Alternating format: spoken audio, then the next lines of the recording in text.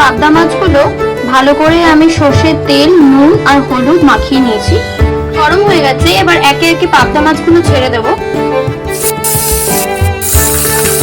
মাছগুলো তুলে নিয়ে কড়াইটা আবার পরিষ্কার করে ধুয়ে নিয়েছি।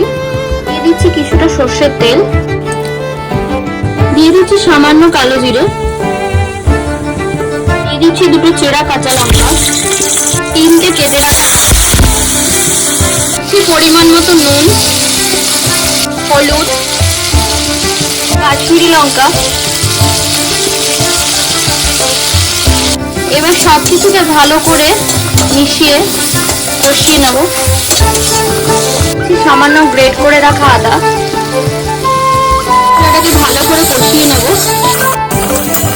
দিয়ে দিচ্ছি সামান্য জল।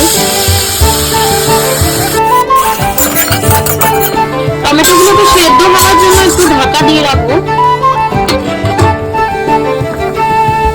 হয়ে গেছে, ঢাকাটা আবার খুলে নেব। টমেটোগুলো ভালোভাবে গলে গেছে। দিয়ে দিচ্ছি পরিমাণ মতো জল, দিয়ে দিচ্ছি পরিমাণ মতো নুন। ঢাকা দিয়ে ঝোলটা কিছুক্ষণ ফুটতে দেবো। 2 মিনিট ঢাকা দিয়ে রেখেছিলাম, ঝোলটা ফুটে গেছে। এবার একে একে মাছগুলো দিয়ে দেবো।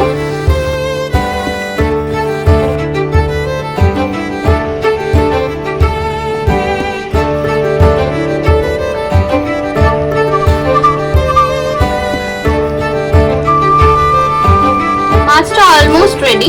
এবার দিয়ে দিচ্ছি ওপর থেকে ধনেপাতা।